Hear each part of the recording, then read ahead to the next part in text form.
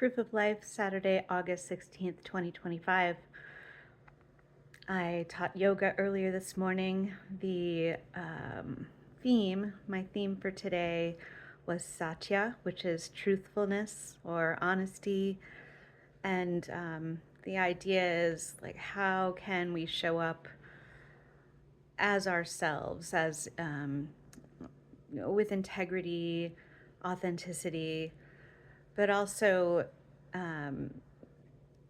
including ahimsa, which is non-harming, because everyone on the internet knows it's easy to be quote unquote honest and straightforward as you're typing the worst possible thing you could think of, which may or may not be honest, but is definitely not non-harming. So truthfulness, showing up as I am, as me, throughout my whole life,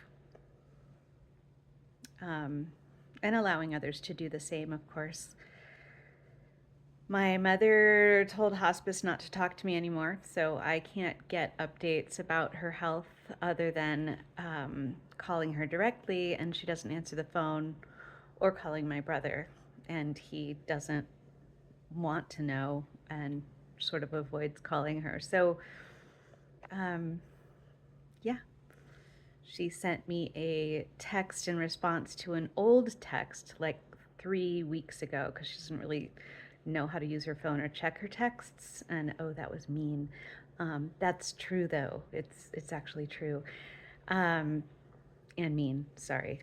I'm not perfect. I'm trying. Um,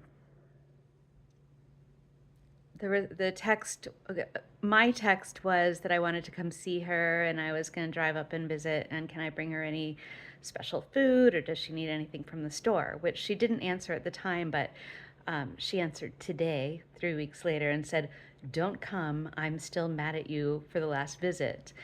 And during the last visit, I made sure she didn't die from lack of oxygen. So yeah, it's just hard. I feel like she chooses to make things as difficult as possible for herself and for my brother and me, and that is totally her right. And my the lesson I have to repeatedly go through over and over again, my homework for this assignment is to not take anything she does personally because it's not about me. Am I perfect? No. Am I always nice? No. But I have done the best I can to be helpful and kind, and nothing's ever good enough, except it is. Like, it is good enough, and there is absolutely no more I can do for her.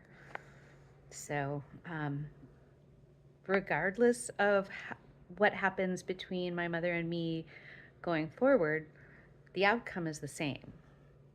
She's going to die. Eventually I'm going to die, but most likely she'll die first. And then I'll have to deal with that situation and the logistics and the emotions, and thank goodness for therapy. So anyway, have a good evening.